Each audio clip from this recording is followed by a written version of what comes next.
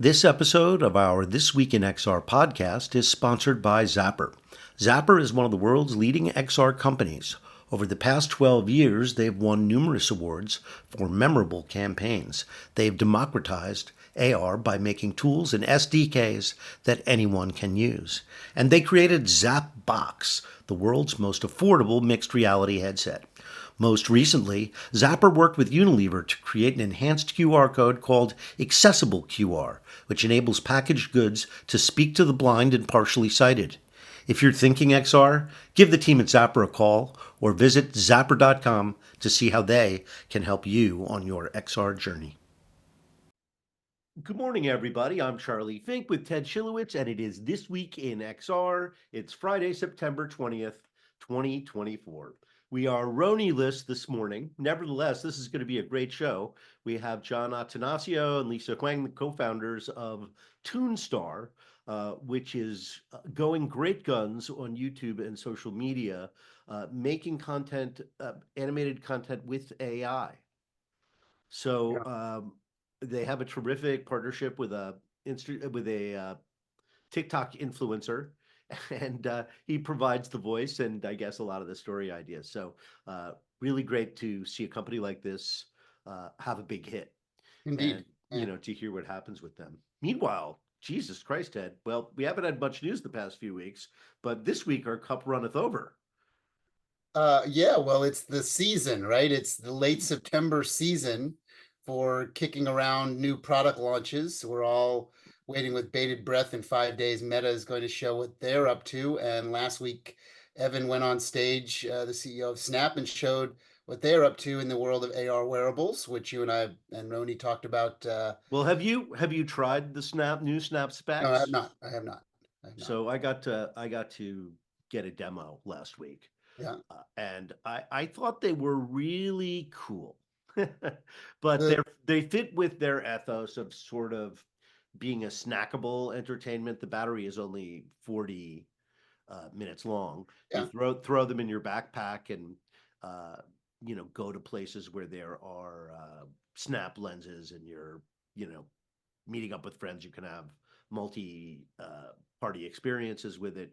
So it's really well done. The field of view is vertical instead of horizontal, Right. which was, I think, a really smart innovation for them. That orientation just feels right for their kind of content.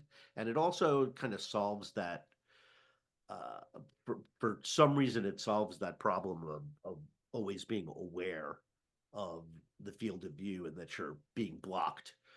But it doesn't have that feeling. It feels very kind of portable, location based. It looks hella dorky because it's a full standalone see-through headset. Mhm. So it's got like bulbs practically at the end of the wings. Uh, that said, let me put another hat on. Mm. This is my investor and analyst at. This is a company with 1 billion daily users. Mhm. Um, that's 25% of the astonishing daily users that the Meta brands have. Mhm. Yet they make like 1/25th of what Meta makes. Yeah, they're not So really a problem. before I care about this, Mhm. I would like to know how we are going to turn this very big social network into a business. Yeah, it doesn't seem like that's really their main intent. And so far, I think their investors are getting a little rustly about it, but they're putting up with it. Let's go back for a minute to the device. I think from what I've seen from some of the videos and some people that captured the on-stage video of Evan looking through the device and showing the usability, it looked pretty smart. It looked like they hired the right engineers from the right companies that used to work on these kind of mixed reality devices and plunked them down into Snap and accomplished some degree of that Apple-esque magic on the Vision Pro where Minority Report stuff. You touch stuff, you bubble Mhm. stuff, it Yeah. incorporates AI, so you ask for things to show up and they do, and it can make them three-dimensional. So there's some really smart software stack stuff there, which is not unexpected to me. When you talked about the vertical field of view, that's an interesting field of study, which I've actually been deeply in terms of understanding the importance of a vertical height versus horizontal, it's a lot the way our human eye and brain system works. We expect a very large vertical field Hmm. of view. We expect it to go up to the sky. We don't necessarily expect the sides to be super wide, although we would like it, right? But vertical has always been the challenge with pretty much every see-through mixed reality device is it's a little window and everything gets cut off. So if you focus on the vertical, that makes sense. The other thing is, if you think about what Snap is as a company, they are basically a vertical video and vertical Yeah, text company. exactly. Exactly. So every user works in a vertical mode. Right. Therefore, it makes more sense to just don't worry about the sides yet. Let's focus on the height. It's interesting that the early HoloLens 2, the prototype versions, not the ones that came out that I spent a lot of time with, had this magical moment for me when I was up in Redmond a few times when they were experimenting with massive vertical height. And it was like, you guys got it. This is it. Now they never sort of landed. They didn't Yeah. stick that landing, but they did at one point in their engineering staff. Okay, you just brought up the HoloLens. Let's briefly pivot to Microsoft To our friend Palmer. bringing Palmer Luckey in and Yeah. hoping somehow he can help them salvage their IVAS system, which I think is pretty much, if it doesn't happen, so long HoloLens. Yeah, I look, whatever anybody in the world thinks about Palmer and his personality and the up, down, sideways of Palmer Luckey, he has managed to create a vertical that is important and driving a talk about a business, right? I mean, he's putting Well, things he in. saw the whole drone revolution in Yeah, warfare. yeah. I mean, that's his So, whole company, and Durrell. And by the way, I like Palmer. I think he's hilarious. He's super smart. He knows a lot about a lot. He's sort of Roni-ish in that mm, regard. yeah, it's interesting. Um, he's got a big personality, which I think he uh, is, grown into an influential guy. And I like him. I will say his politics, like the politics of a lot of really rich Silicon Valley people, are concerning. Well, they're an And oddity to me, right? Of having said that, I know other people. If Elon asked me to have lunch with him, I wouldn't say no, I don't like course. Twitter anymore. Yeah. So, he's one of, what, a couple of hundred people. Mhm. So, Yeah. but I mean, I who think, knows? but They'll when do. you listen to his talk at AWE was great. If you haven't He heard was it, great. by the way, if you Yeah. haven't heard it, go to the AWE site. It's on YouTube. It's free. And Palmer just gave a really fun fireside chat with a lot of wisdom in it and humor. Because, as Yes, I I said, agree. he It is a was. funny guy. Yeah. So anyway, I thought that was an interesting story, not the top of the news. Let's go to the top of the news, though. There was a big financing news this week because Fei Li, who was one of the DeepMind founders, Yeah. has got 230 from top shelf VCs like Andreessen, and they're going to they're working on conjuring and prompting 3D virtual worlds and 3D AIs, AI constructed 3D assets. So this could be huge, Yeah. huge for the games industry and also huge for XR. And again, you gave a good example of the Snap taking advantage of that with their new specs, and I think it could be a thing. Totally. Yeah, I've seen a couple of interviews with her and a couple of like old-fashioned TV show interviews, like 60 Minutes stuff. She's that important of a figure that she doesn't just live in the YouTube video world. She lives in the mainstream like TV world for old guys like us. And she's a serious person. Like she's very humble, at least from what her media exposure is.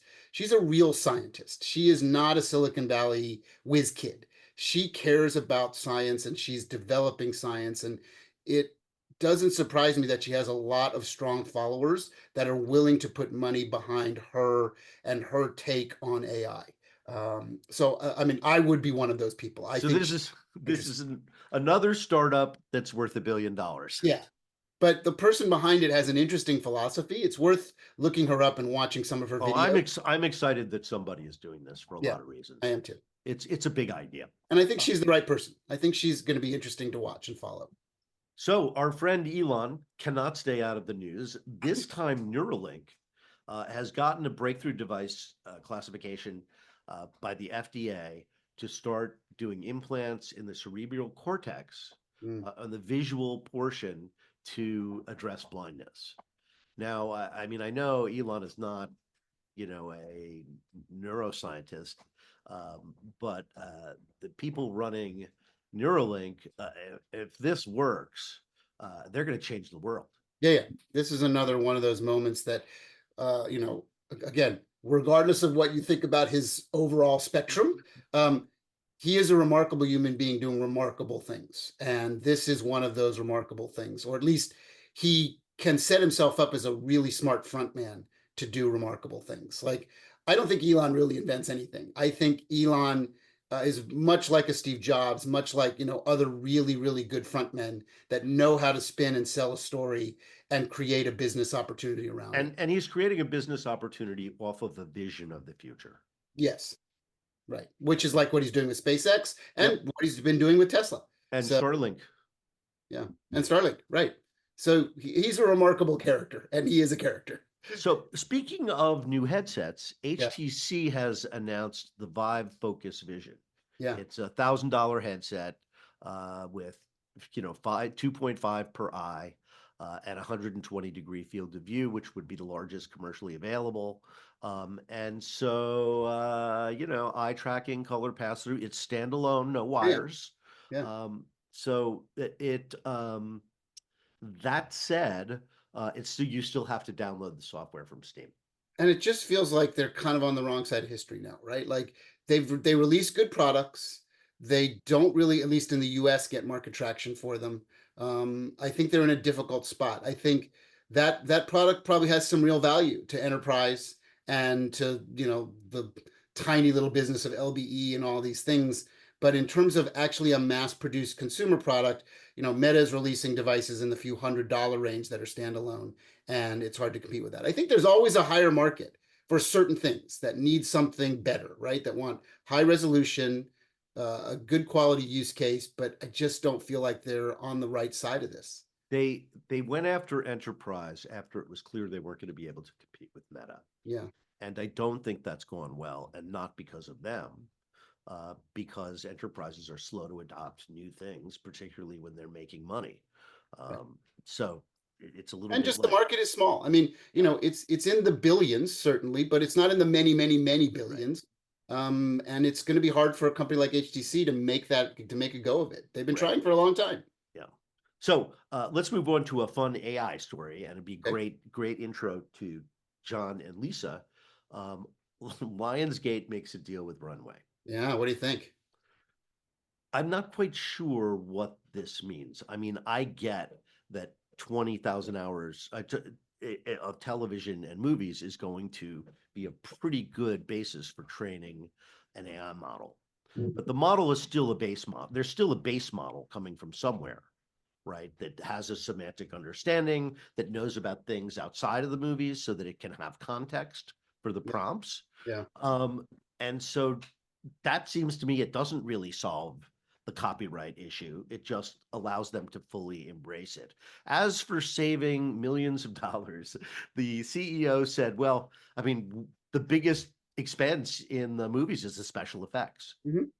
So I think they're thinking, well, look, we can make a little John Wick in the middle of an exploding building. That's $1 million right Already there. happening. I mean, the Russo brothers are already doing this. This is a real thing. I think maybe, and this is, as someone that may never go back to a big movie studio again to work, um, I guess I'm a little perplexed at why you would need to make a deal with one of these AI companies unless there's some extraordinary value in that partnership, because you want to spread, right? Like there's so many things happening in this space and so much competition that why would you lock yourself into one path when you want all your creatives to use as many paths as they can to make the best explosion, right? I think Runway is one path. It has a certain look and a certain style, a lot of their stuff, what their math does. But I don't know, it just seemed like, I mean, maybe if I was on the other side of the coin, I'd be like, great, make a business out of it. But at the end of the day, it's like you're better off spreading your bet all around the table, as a business, as a studio. That's kind of my opinion on it. Um, so we're waiting for John and Lisa. I do want to say about the AI category. Oh, by the way, shout out to Dark Arts. Yeah, I see These that. were the people at AWE who had the virtual dancing instructors, Huh? and it is awesome. Yeah, it's cool. Yeah. It's awesome. I hope that they end up on the Quest soon. I think they may be in the lab. I'm not sure. But Oh, good. Okay. anyway, Dark Arts, thanks for the t-shirt. Anybody who wants to send me a t-shirt, if it's not ugly, I will wear it on the show. So reach out to me on the socials about that. John Attanassio and Lisa Huang, welcome to the show. Hey, hello. Thank Hello. you. Thanks for Uh, joining us. I don't know if you've met Ted. Unfortunately, Roni couldn't join us this morning because he's got a job. But Oh. meanwhile, those of us who are content creators and consultants and producers soldier on. Yes, So, Yes. so I'm very excited to talk about Toonstar. I wrote a story about Toonstar at the beginning of the summer, and I was excited to find a hit maker using AI. So that was the beginning of what I would say is a beautiful friendship, and it's a pleasure to have you on the show. So just to start out with, why don't we explain to Ted and the people who are listening uh, what Toonstar is, how the founding story, and bring us up to date because really like every producer in Hollywood, you were playing the game for a hit. I mean, singles are okay, but you need a hit. And you guys, another overnight success that took 10 years, have now got one. And it's a really good story. So please. Cool. Thank you. Yeah. No, thanks for having us. Yeah, we're Luis and I are the co-founders, and how it got started is our background. We come from the legacy, studio system. We met at Warner Brothers. Before that, I was at DreamWorks, and before Warner, Luisa was at Disney. And so, we've been fortunate. We've had the opportunity to work on some of the largest, animated franchises to date. And really where we got the idea for Toonstar was in our travels. When we were looking at animation, it felt like this very private club, and there was only a few people, it was like a handful of people that had access to it, whether it was like writers or showrunners or voice talent. Um, and for us, that always seemed odd, just because, we're like, I'll date myself at least. I'm a child of Saturday morning cartoons. I grew up. My brother's a comic book artist, so I grew up going to Comic Con before anybody really knew what that was. And we just, I think both have such a love for animation as a storytelling medium, but also as a commercial medium. It just seemed weird that more people didn't have access to it. And so I Well, think that was the let's first. pause for a second because it's an important part. Can you tell Yeah. us your roles at Warner and DreamWorks and Disney? Because I think that's an important part of the story. What were you doing there? Yeah. Okay, cool. Yeah. So we were in the digital media group. And so we were doing a lot of work. And it was like a really interesting time to be there because we were doing a lot of work really at the intersection of like new technologies and content creation and storytelling. Got it. And yeah, and part of that job is that we got access and exposure early days to the creator economy. And so we saw, very early what was happening with YouTube and creators being able to connect with audiences directly. And that, I think, was the other part of the equation. Is we saw that and we're like, wow, like there's this new So you like were direct already to. on the experimental side of the traditional Yeah. studio. Yeah, and so that was the team we were on. And Ted, to your point, it was a very interesting time. So this is probably, I gotta get my dates, but I think it was like 2010-ish, really, like 2008, 2010. So you got to, like that's very early days YouTube. And it was, even though we were on the sort of experimental exploratory team, I would say it still was a Luisa, what's the right word? Challenge, maybe, like, to, I guess is probably a fair word, to get, I think, people in the system to like really acknowledge, like, hey, like here's what's happening. Here's what's happening with the consumers, the audience. Here's the kind of content that's being created, and that it's beyond viable, right? It's not. And I think that was sort of the challenge. Like there was the initial sort of responses, like, oh well, is this real, or is this like even really content? Sure. And so that was, I think, part of the a lot of the conversations we had were around that. Yeah, the metaphors I used to use are pushing a rock up the never-ending hill, tilting at windmills, Yeah. Don Quixote effect. Like there's all of Yeah. those metaphors, and we live every single Yeah. every day, right? So I That's get exactly right. Yes. Yes, perfect. No, that's exactly right. Um, and so yeah, and so I think for the kind of the way we got started was really a combination of those two things, and so it was like looking at the it was looking at animation, and again, like the what a sort of like private club it seemed like, and there just wasn't a lot of access for storytellers. Um, and then the other part of it was like, oh wow, like the rise of this creator economy, the rise of YouTube and social media, and what that meant for digital first, social first content creation. And we put those two together and really had asked the question, well, I was like, well, gee, what would like next gen, Pixar, next gen Disney, or I think in our case, even more specifically, like kind of like next gen Hanna-Barbera, really, really look like. yeah, And I think, and I guess I should say also, like the third part of the equation is obviously the technology. And that was the other thing we looked at, was that, when you look at animation, part of the reason that there hasn't historically been access to sort of new voices is that because the barriers to entry have been so high, because it's so expensive and it takes so long. And so that's the other part of the equation that we brought in. It's like, all right, well, if we bring in the technology and we build our own sort of production engine that uses machine learning and generative AI, will that now open up the ability to create basically IP and characters that will be native to digital, native to this sort of creator economy, and be able to build sort of like big fandom from there. right. Yeah, and so that was So let's ask Luisa. So um, you're a professional partnership, a professional team, right? I think we discovered that even though if anybody's watching the video, you're in separate places, you're in the same house. So is there more to that story that we should know about in terms of your working relationship and something beyond that? I'm sort of leading you down the path here to Yeah, tell. so everybody must ask this question, but so I'll answer it for them. No, they're friends. Good. Okay. They're friends and business partners.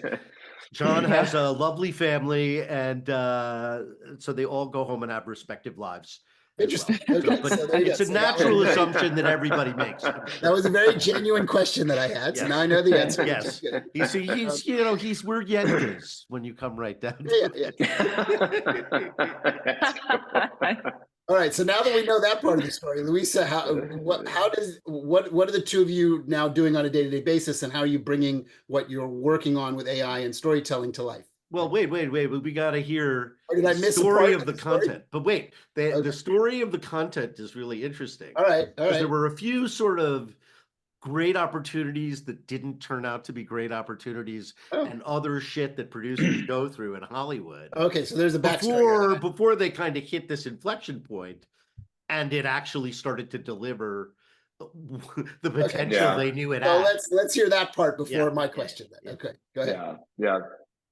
Yeah, so I think, when we first started, we actually, when we left the corporate sort of nest and set out trying to sort of think about like how do you first big problem was how do you lower the barriers to entry and think about like, creating that opportunity for people to be able to just, have an easier way to put animated content out into the world. And so we spent time, the first couple of years really, redesigning the pipeline and building the tool set to do just that. It's like how do you create something that's going to, kind of enable that. And so the first thing we actually kind of focused on was you got to build a tool, right? So we focus on building a tool, with some machine learning, early AI tool sets, and actually put it into an app with the idea. And this is like around the time where you had social mobile platforms like Musically, right? Early days TikTok, and you had a lot of young folks, kids on the platform. It's very exciting. Like there were live streaming was just like early days becoming a thing. And so we created an app that actually allowed you to be able to animate, yourself for a character and also be able to live stream out through those platforms. And so we created that and we launched it and really learned quickly that just because there's a tool and you put it out doesn't actually equal like amazing content that is, the kind of quality that you're like, here's story, here's characters, Was that and app here's, fandom. was that app called Toonstar, or was that called something else? It was called Toonstar. Yes. It's called Toonstar. Yeah. Yes. Yeah. And so, but again, very quickly, I think it was like, 3-4 weeks. We were like, Yeah, it was fast. Oh, It was wow. It fast. was It was fast. quick. You learned that It was very quick. It was Because quick. the thing Yeah. that we saw was, so we were using the tool in parallel, also creating our characters and doing live streams and doing, kind of like these social first like characters onto Musically at the time. And Yeah. that's when we saw like traction. Like we had in-house producers sort of managing that at the same time we were launching that parallel app that was a consumer facing app. And so internally in the studio, we saw success because we had built a character. Her name was Poppy. She was a blue chicken.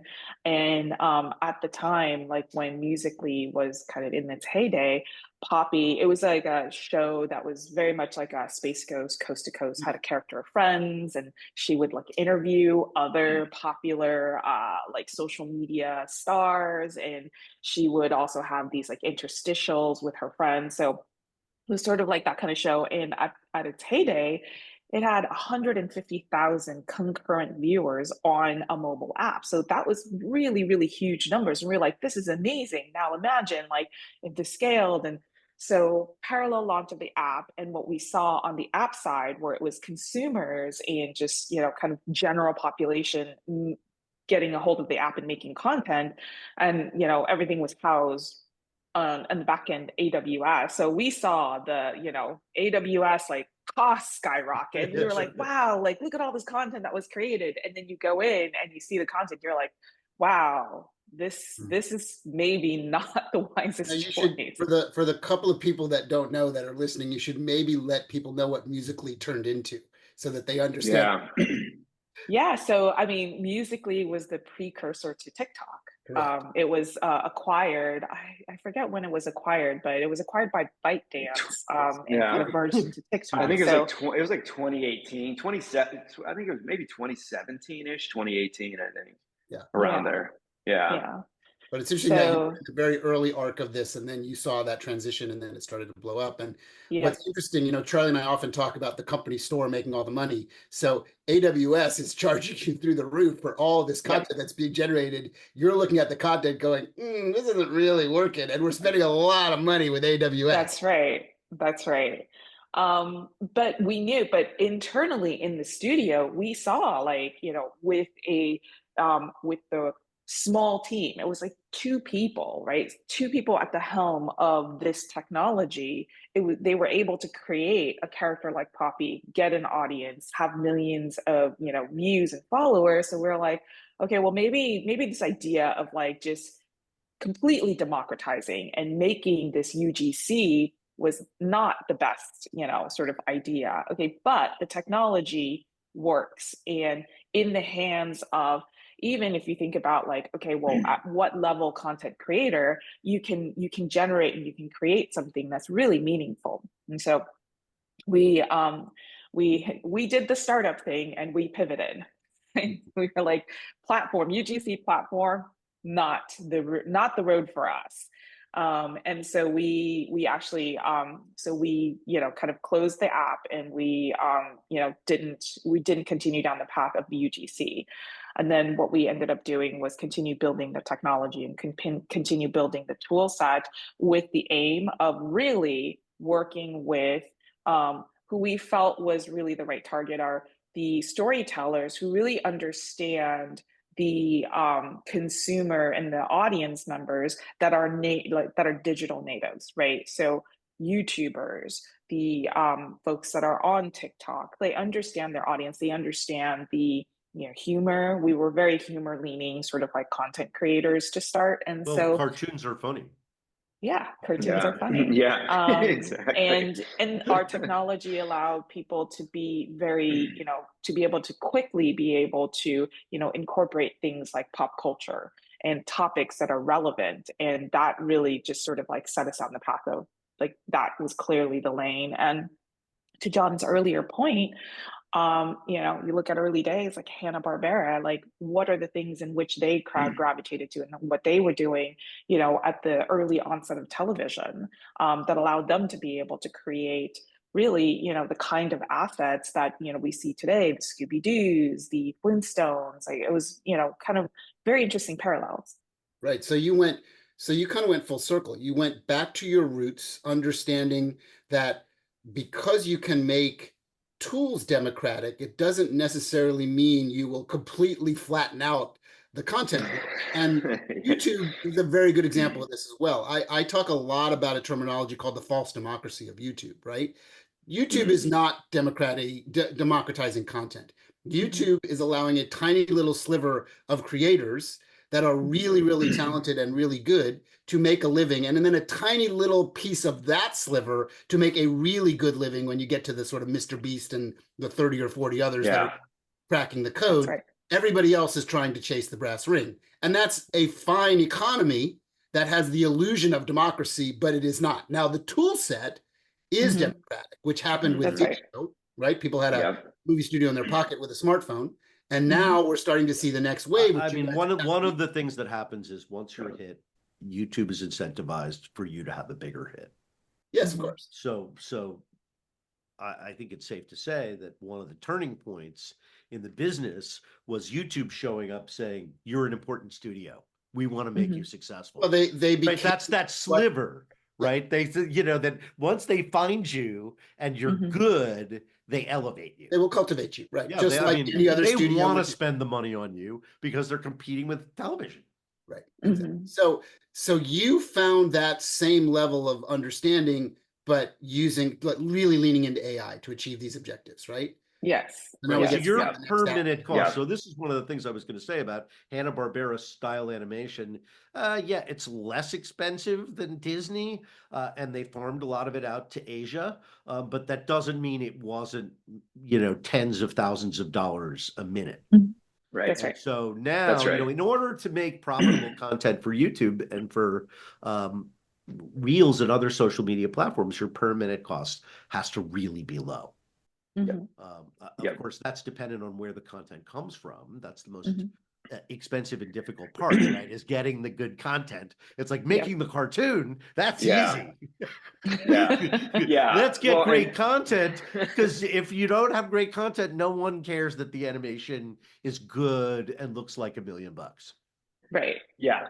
And Charlie, and I think that's a great point. I think the other part of it too is that and you're absolutely right. Like I think the cost efficiency is important when you're talking about that kind of distribution, but I think equally important is the speed, because the other thing that tech does is give you, we're talking about producing episodes in days and in some case hours, and that's so important when you're going direct to consumer, because the expectation is that, I mean, we're doing multiple episodes a week on YouTube. We do multiple episodes a week on Snapchat, and it's just with the audience. It's just what they've come to expect. It's the feed. Yeah, exactly. Yeah, you got to post multiple times a day. You got to post promotions for it. I mean, it's just you feed the beast, because they ain't going back to watch the reruns. Is your hit making chemistry now this AI country song phenomenon? No, we need to talk about the big hit now. Okay. Stephen and Parker. Stephen and Parker has turned out to be their Game of Thrones. Okay. Yes. Yeah. So Stephen and Parker, just sort of set the stage on that. It's so it started with going back to, sort of like, it's interesting because so Parker James is he's a creator on TikTok. and he's got, I think, around like 9 million followers on TikTok, around ish. And Stephen and Parker started with us basically partnering with Parker on a character, and he'd been doing like these little character vignettes on his TikTok channel, and he was using this like Snapchat voice changer, and it was all live action, but it was like this cute little character that he was doing some things with. And we got connected, and we're like, oh wow, like this character we can see translate really well into like an animated, character, and then eventually like a story world. And so we did like a pilot season. We basically took the character, we animated it. We did a pilot season. We tested it on his TikTok channel, and immediately the audience loved it. There was just it was the in terms of like positive sentiment was incredible. And so from there we're like, oh hey, this is obviously, this took with his audience. Let's now move this to YouTube, because that's just, if it works there, it's the commercialization can be better. Also just another great way to expand the audience. So we moved it over to YouTube, and within the space of, I would say, what, a year-ish, it's absolutely exploded. It gets the series gets 30 million weekly viewers. It's now currently in 5 languages. We just The language translation is something else the AI has really accelerated. Right. Amazing. Yeah. And so we can share a bit about that, but like, and but so that's just sort of like the path of this is like, it's this is now a bona fide breakout hit. You're talking that kind of viewership. That's exponentially larger than like a hit, a hit on network. And the part of the story, I think one of the favorite parts of the story for us is that Parker James is, I'm going to call him a kid because he's, way, much younger than I am. But he's a kid he's what, 22 years old. He's outside. He lives a suburb outside of Dallas, Texas. And he's just like a perfect example of a creator who's super talented, had this like great, idea, like character world in his head, but would never have a animated series that's 10x The Simpsons, it through the traditional system, like would just never happen. And so for us, like, that is really the blueprint, and I think the poster child for what we're trying to accomplish, because it's exactly this talented creator who is outside the legacy sort of the, call it like the gate, the legacy gatekeeper system that just would never have happened. And now he's got, one of the largest animated series on YouTube, and also now has it's going to be a graphic novel series with Random House. I mean, it's just, what's happening with that particular IP is like really, really exciting. Can I ask an AI question, since you guys are using AI in the production process and in the distribution process? At this point, you have enough content between his live action channel and what you've done on social media and YouTube to train a model, right? This guy's an idea machine. I mean, I should first say that he's an idea machine, and that's why this works, because he can create the volume of content and the volume of scripts and ideas that they can put into their system, right? Without that, without the talent generating content, the system doesn't work. So that's like the first thing that I would emphasize. But what he doesn't know is that he's 22 and things don't go on forever. Forever for him is 2 years. So, so at some point, training a model on that content would be beneficial to him and to you, not because it can produce animation, but it can produce scripts and ideas for scripts, so that he can turn into an editor and an executive producer instead of always being the writer. And I think that may be, even though right now he probably would blanch at that because he's still at the height of his powers with regard to this show, at some point he's going to want to do other shows. So, I just think there's really exciting opportunities for producers to keep something like this going for generations. Yeah. And I think, what we always talk about, the AI system in the form of like, this is about utilizing AI to be able to empower, to help, to supercharge creators, whether it be visual creators, whether it be story creators. You know, like even on YouTube, there's a lot of stuff that kind of goes on in the background that is super helpful, like in terms of the engine in totality, to even the creator, like as he's thinking about stories, like part of what makes Parker James and Stephen and Parker the show so successful is that, so outside of the production engine, there's, you know, just also being able to, you know, we have a whole, you know, like AI analytics distribution system that helps us analyze the volumes of data that comes back from YouTube, because when you have that kind of level of viewership, there's just a lot of data. And to be able to crunch through that, to simply tell you this, there, you know, like when you're on YouTube, it's not just about like, okay, well, here's the, if you think about traditional development, it's like, okay, well, we're going to do 2 11 minutes, or here's your 22-minute, and here's like a very standardized format that you're not filling in the time for, and you know what your scripts have to look like.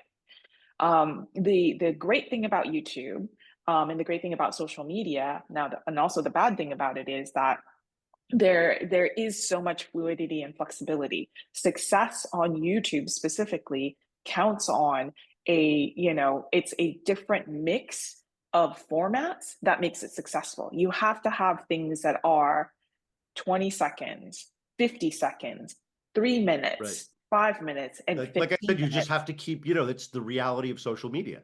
You Yep. have to be relevant. It has to feel like today. It Yeah. has to feel like authentic. And Yeah. most of all, Yeah. you need the volume. And I think that's Yeah. the great thing about Yeah. your system, is that it really allows you to move that fast. That's right. Yeah. That's right. Yeah. Mhm. Yeah. So Yeah. we've only got 5 minutes left, but here's the big unspoken question. I know that Ted is thinking this too. Where's the next Stephen and Parker, right? This is the problem. You're a success and you've got to keep being a success.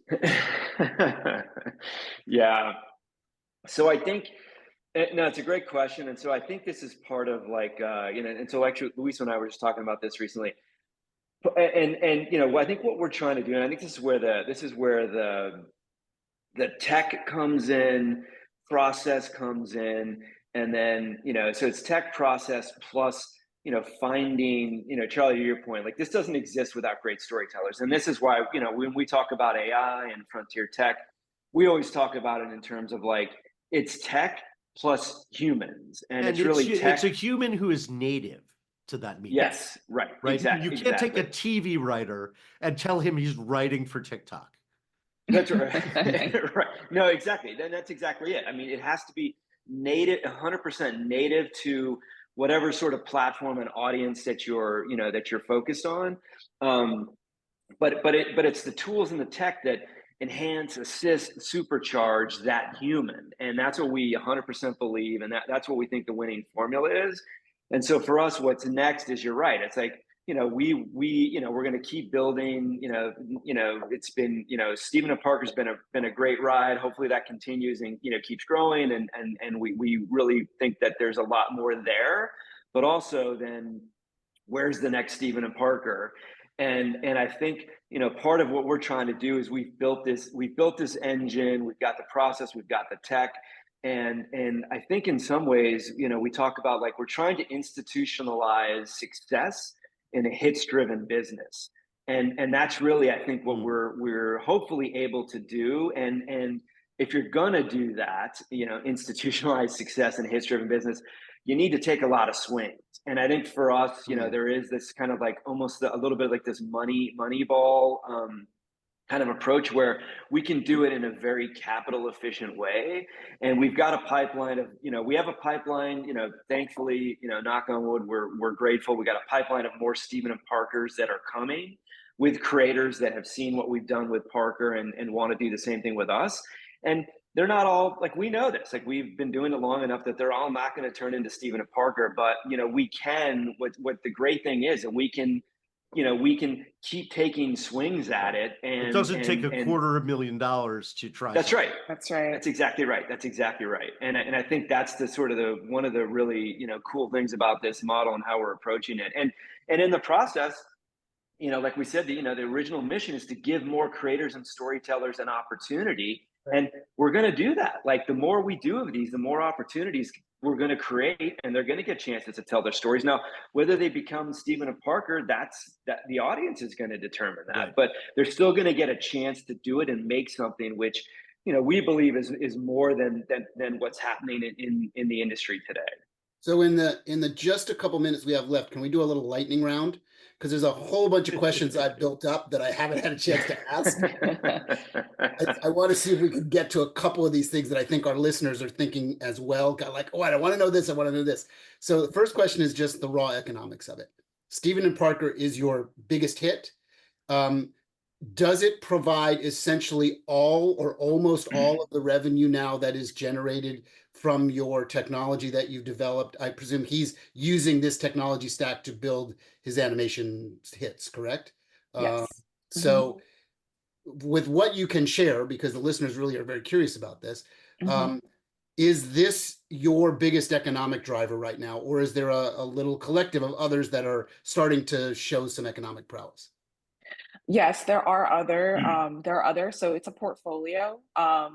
If you look at Stephen and Parker standing on its own, it is, it is a viable economic engine on its own. So, we have others that are basically in various stages and various phases. So it's very much a part of a total portfolio of revenue streams that we have as part of the company. Got it. And when I took a brief sort of tour of your website, it looks like you're focusing on this country music AI phenomenon a little bit. Is that correct? Incorrect? Am I seeing that right? Country music. Ooh, country music. That I don't know. Did we add that onto I must have done it while you weren't looking. Yeah. Unless this is something that YouTube does. So when I did a search, I get to AI Toonstar. Oh, you know what? Okay, That's so something different. Oh no, that right. That go ahead, John. Sorry. I was going to say that's something different. It might be so a little bit where the music comes in. What YouTube might be doing is, so Parker James, he's a musician also. And so maybe the algorithm is pulling in some music, music related stuff. I think there's a music booking business called Toonstar. Oh. So TUNE. Yes, that's exactly right. Okay, so it's spelled. So this is where I went off on the wrong track. Because there's a whole other substory that I wanted to talk about that's becoming a very popular thing, and it turns out it's not your thing. So that's a very interesting that technology does. So we have to wrap up the show because after 45 minutes, people stop listening to us, no matter how good the show is.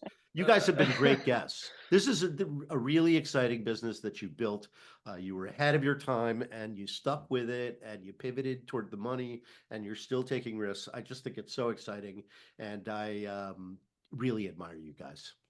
Thank you. No, appreciate that. Thank you. And listen, Charlie, we love, talking to you. It was always great. And we appreciate you guys having us on there. Ted, it was awesome talking to you. Even though you spelled us with a though it's funny that I went down the wrong rabbit hole, but it's something I do want to talk to you guys. TOONS. Right, star. Exactly. It's a good branding opportunity. I like it. Yes. Yeah, that's right. We've said Toonstar in the past 5 minutes probably 30 times. Yeah. So in case anybody was wondering what the name of John and Luisa's company is, it's easy to find them on the internets and on the socials. Like cartoon, not tune like music. Exactly. And I would say that part of your success is that you guys are really humble and you really are persistent. And I think that's something you have in common. I interviewed Parker as part of the story I wrote about you, and he also is really a humble guy, and he just likes to make things. And he's I don't know, maybe it's like when you're in your early 20s, your idea production is really high.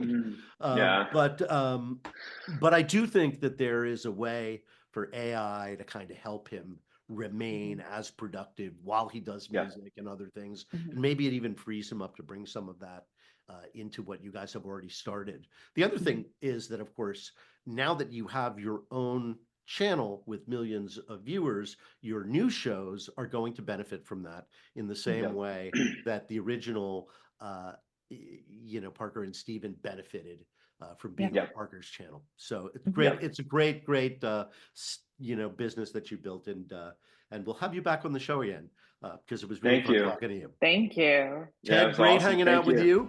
guys. Fantastic Friday morning as always. Have a great weekend, everybody, and we'll see you next week.